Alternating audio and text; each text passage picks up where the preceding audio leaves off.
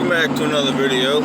So this is going to be another Is It Worth It video, and that's going to be on throttle body coolant hose bypass. So most newer cars, not just GMs, have coolant hoses going to the throttle body, and that's just to keep your butterfly valve from icing up in the winter, and to also help the car get to operating temperature. The computer senses that there's colder air coming in, so it dumps more gas into the engine, and then that works with your whole coolant temperature sensor and all that stuff, so it helps for that.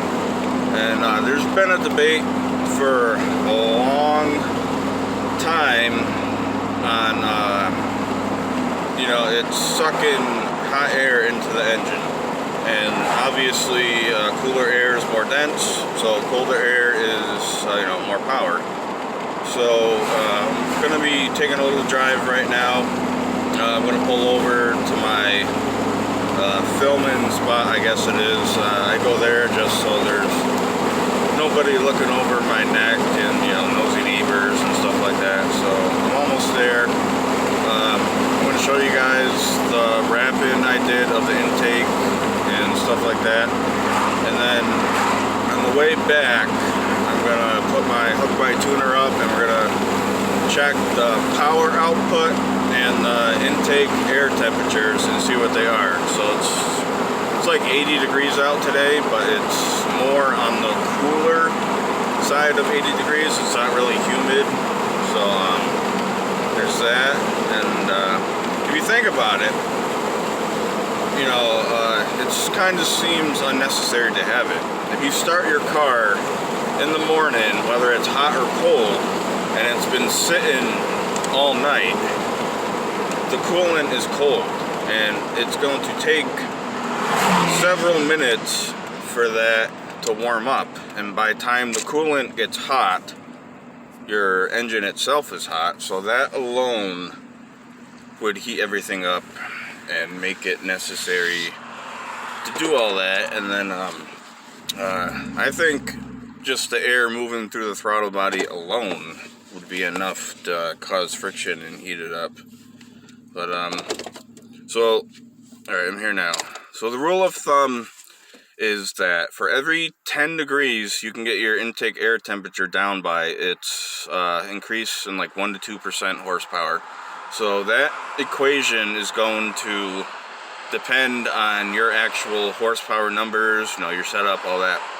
So this truck should have about 260-ish to the wheels. It might be a little less because the drive shaft for this truck is so long. I know I'm losing a good amount of power through the drivetrain that way, but there's no transfer case, so I might, it might be a trade-off there. I didn't gain any, but I didn't lose any. So, there's that. I also, like I said, I'm going to show you guys the wrap job I did. And it works the opposite way, too. So, for every 10 degrees your intake air temperature goes up by, it reduces horsepower by 1 to 2%. So, I figured it out.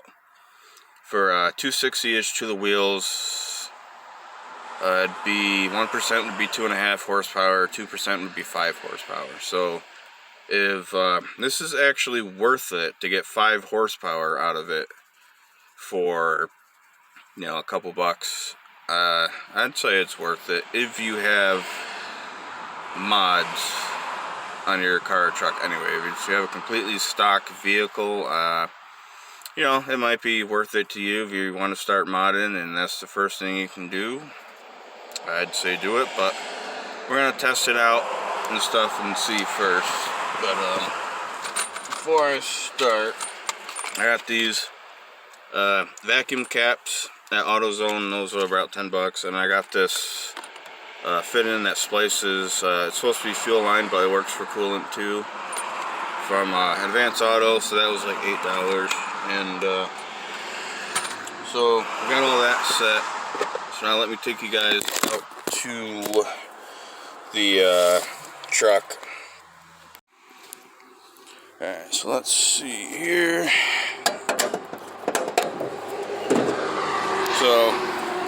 This is the wrap job I did.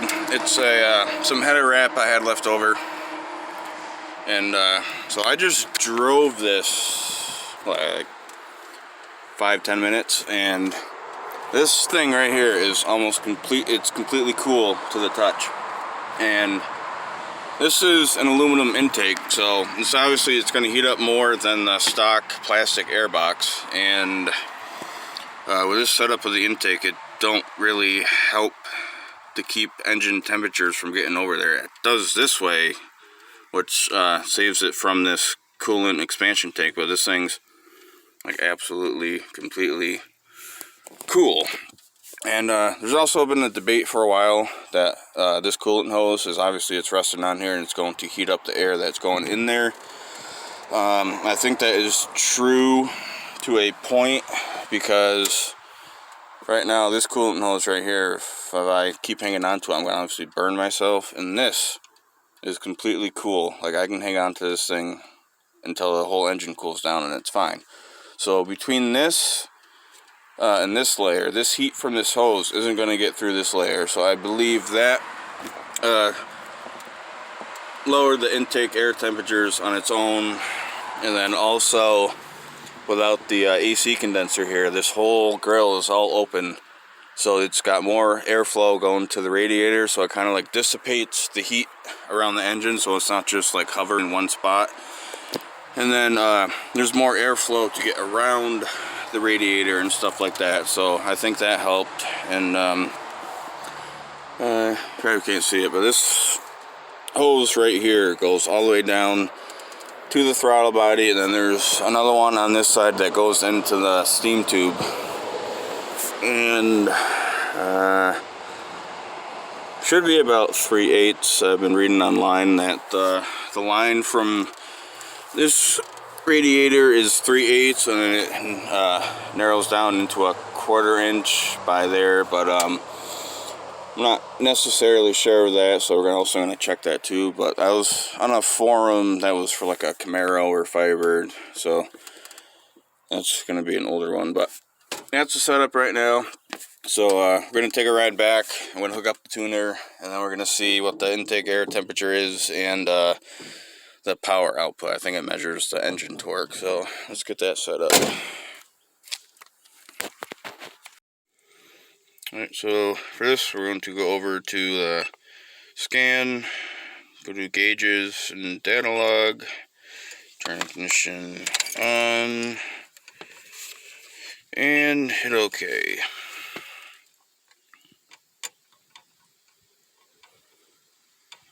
That.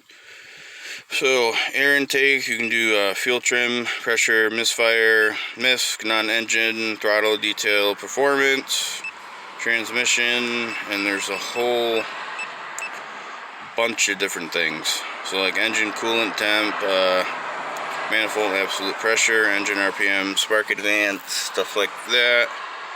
So maybe go to engine coolant temp just to see what that's at. Go to air intake, so intake air temp, and then go down to performance and engine torque. So I'm going to go down to start, and then so you press OK again to stop all the data logging. So go to there. So that's just what it is right now without the the truck being running. So I'm actually gonna set this up real quick. Alright, so we got the tuner hooked up, so let's see what we got.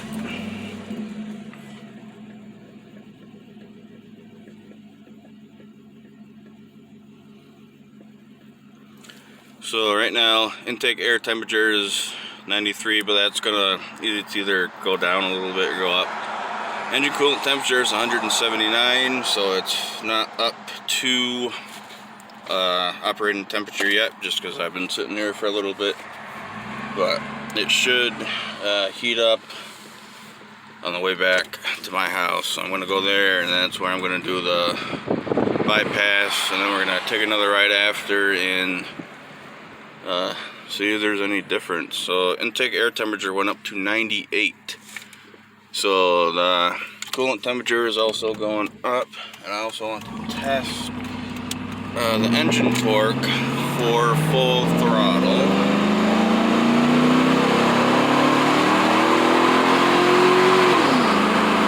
So it's about 240 for all of that, and then once the truck started moving, its intake air temperature dropped down to about 82, and the engine coolant temp is up to 197, so it's almost at operating temperature. But the gauge actually shows that it is up to temp, so maybe the gauge is off a little bit, or the tuner actually is better than, you know, the gauges and stuff like that. But its intake temperature is still at 82. Engine coolant temp is still at 194. Alright, so the intake air temperature dropped down to 80.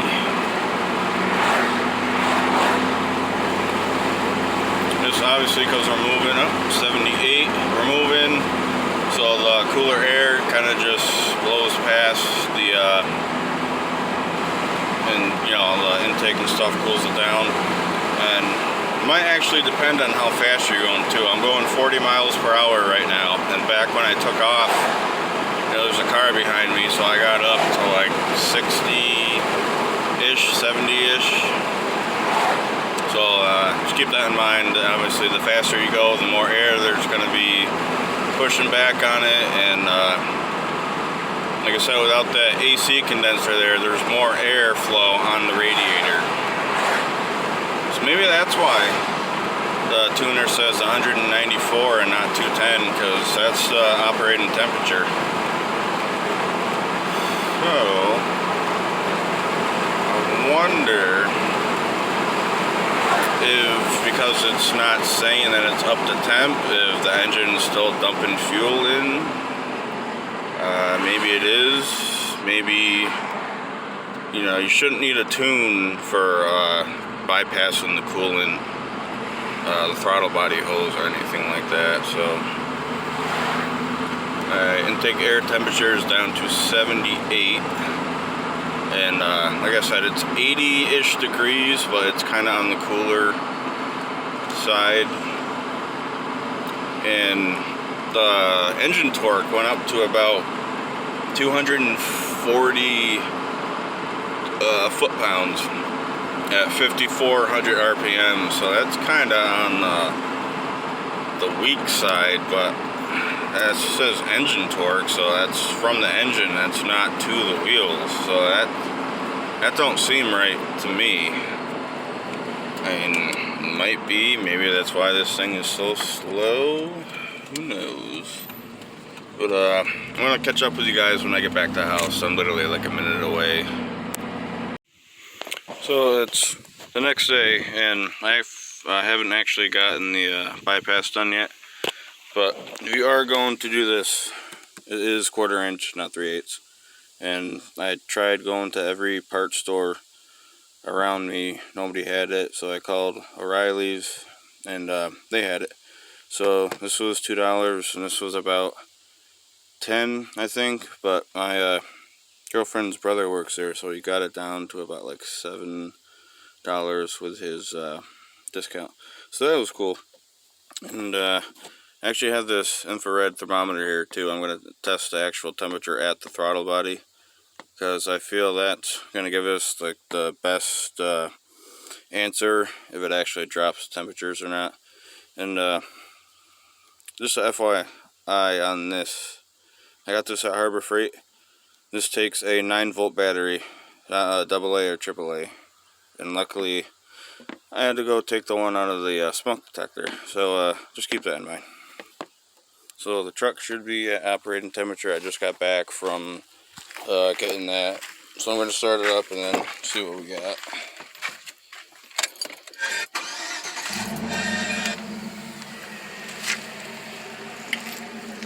Yeah, it's still at operating temperature.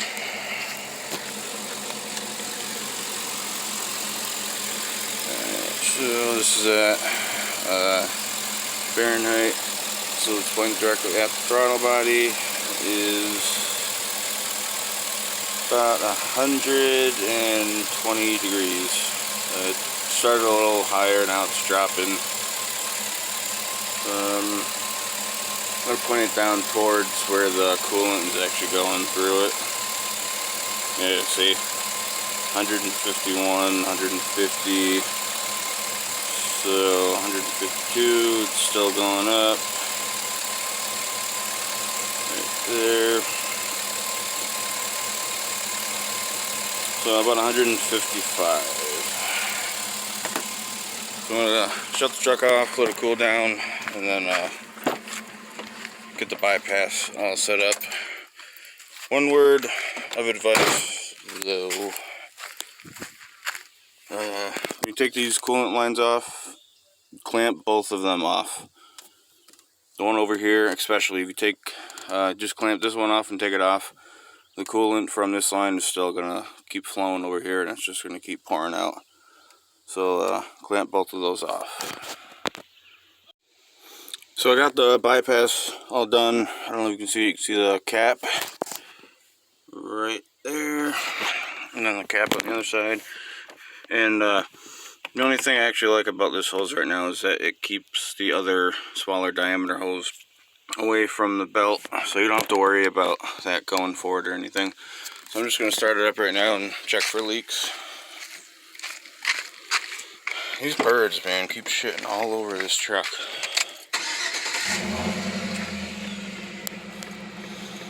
So it's not completely cooled off right now, so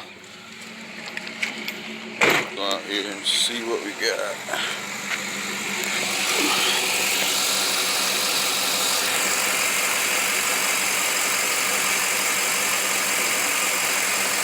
I don't see anything yet, so that's good. I might put up some clamps on those vacuum caps, I'm not sure. They seem tight enough, I guess, for now. But, so that looks good. So I'm just going to let the truck warm up to operating temperature, and then we're going to go out for another ride.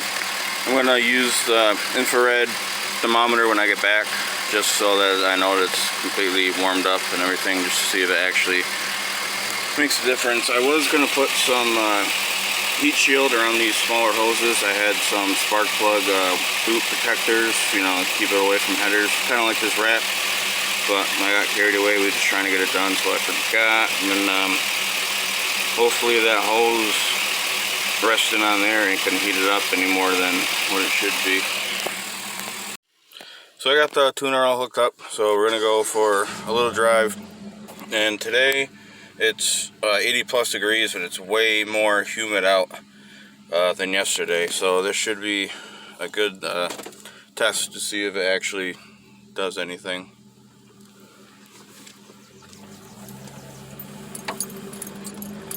Alright, so far intake air temperature is at 104, just taken off, and then coolant temps at 192.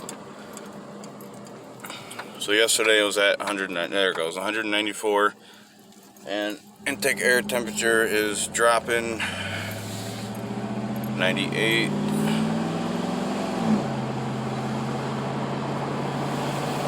95. I'm not sure if this tuner measures the intake air temperature by the mass flow or mass airflow sensor or the MAP sensor, or maybe even the O2 sensor, but the intake air temperature for this, I believe, is the ambient temperature, so it's the temperature of the outside air, and that would definitely have to be the mass airflow sensor, because if it was the MAP sensor, the air would be moving past the throttle body at that point, and it would be heated up by the time it got to it. And then once we get home, back to my house, I'm going to check it again with the infrared thermometer and see what we got, and see if it made a difference at all. And also check the engine torque again. I don't know. I don't really think any difference yet. I know it's hotter than yesterday, but the intake air temperature is at 91 right now. And I'm going about 40 miles per hour.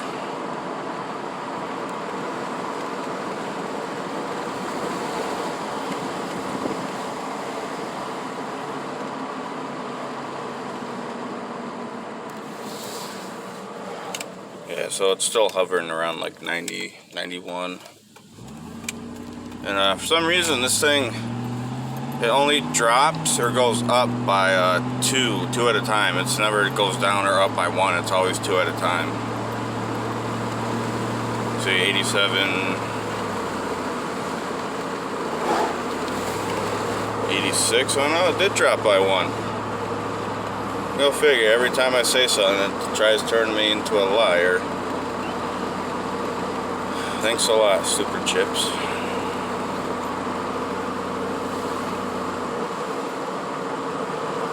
Engine coolant temp went up by 1 degree. It's 195. Huh. But like I said, I think the biggest answer to this whole thing is going to be the infrared thermometer. If the temperature is actually different or not. The last time the upper throttle body was 117 degrees around there. And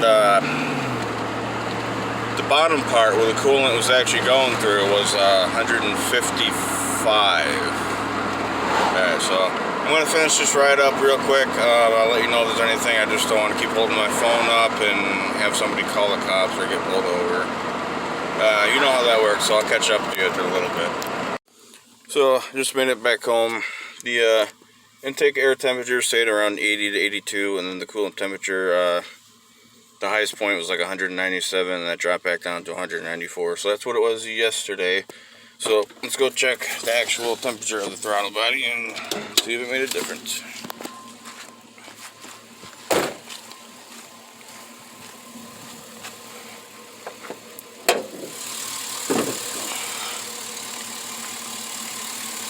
Alright, so this is at Fahrenheit. So I'm going to do the top of the throttle body first.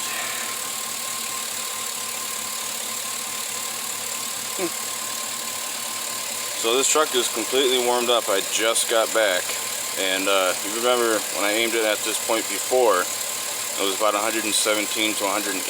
So now let's point it down where the coolant would have been and see what we got. 135. So that dropped 20 degrees roughly. It's fluctuating now it's going up. But keep it pointed right at that throttle body right there. That's why I was hitting the hose below it. My hand moved. So about 135 degrees. So that dropped 20 degrees. And on the way back in first gear, the engine torque from yesterday was, it didn't get above 240, maybe like 243 I seen. And it's hotter out, more humid today, and in first gear at 5,400 RPMs, it went all the way up to about 260 or a little over. And I'm not going to say this added 20 foot-pounds of torque, but you can definitely see the intake temperatures went down 20 degrees, which is pretty good. And I'm starting to wonder if I did actually wrap that hose, if it would have made a difference even more. Maybe I'll take it apart one day and do that. So, is it worth it? At this point, I'd say yes. If you're trying to keep your under the hood temps down, and you know, maybe that does equate into cooler intake temperatures. It'd have to be heat rises, so that 155 degree from that hose would probably be heating up, going up. So all that hot air would be going into the throttle body, into the engine. So that definitely took the temperatures down, and I guess it felt a little bit more peppy. And, so that's pretty good for having a difference like that on such a hot day. So once you get into cooler temperatures like around fall, winter, it should make even a bigger difference. So that's my conclusion. If you want to do that, I'd say it's worth it for the $7 that I paid. So you know, if you guys keep liking these Is It Worth It videos, at some point I'm going to make it to the track. And I'm going to do a video on basic bolt-ons. Is it worth it? So, just, the intake, ignition, the underdrive, harmonic balancer, stuff like that. Is it worth putting stuff like that in a 5,000-pound truck? And if so, what does all those power adders mean for quarter-mile times and track days? So, thank you for watching this video. Guys, start subscribing, liking, commenting. Let me know what you guys think, and we'll see you next time.